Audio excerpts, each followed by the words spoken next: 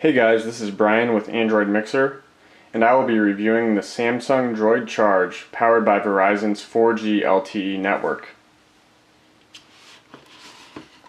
Here we'll do a quick unboxing of the device. I've already got it out of its plastic wrap for us.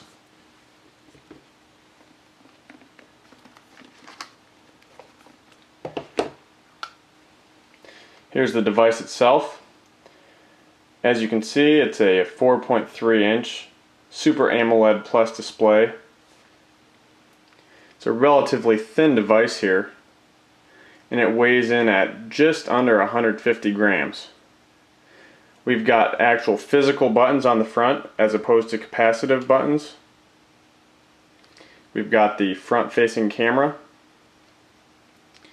and we've got the normal camera, which shoots 720p HD video and 8 megapixel photos.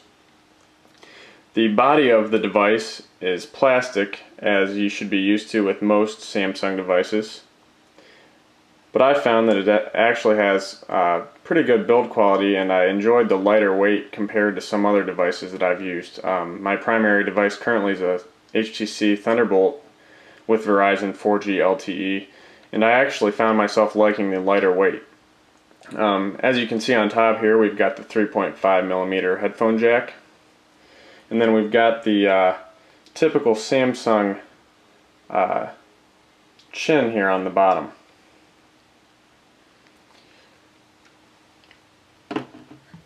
Now if you look in the box here, you've got your user manual. Then we've also got a set of earbuds here, charger and earbuds for the device.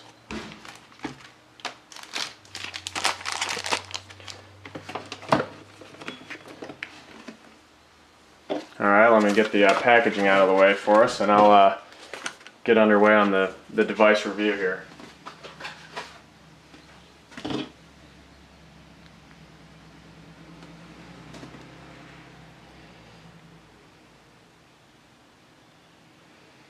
As you can see, we've got a gorgeous display on this device. Compared to my Thunderbolt's 4.3 SLCD display, the AMOLED display really pops and has great contrast. It's also got a pretty cool boot animation here with the classic Droid branding.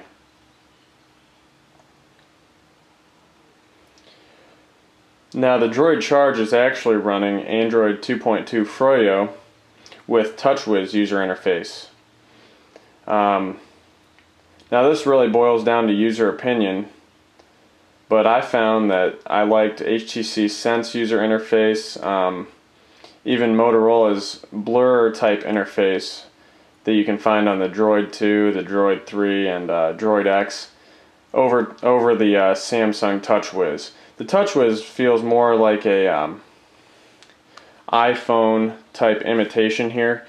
Now if we swipe the screen to unlock, we've got the standard home screen widgets.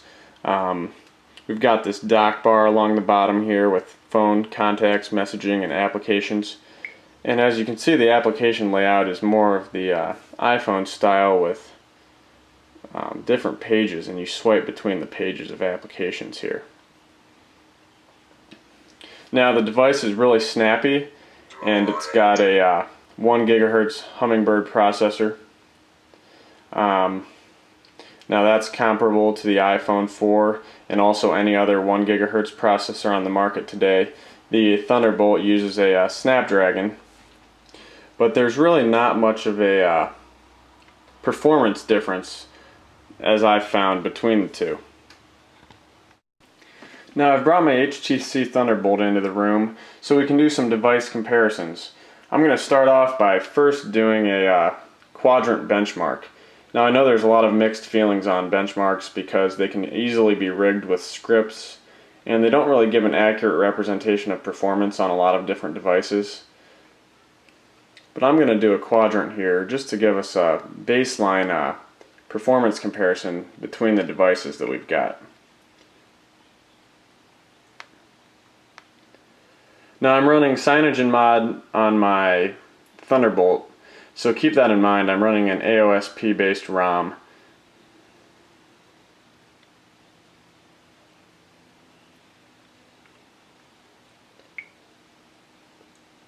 And I'm going to run a full benchmark for both devices here at the same time.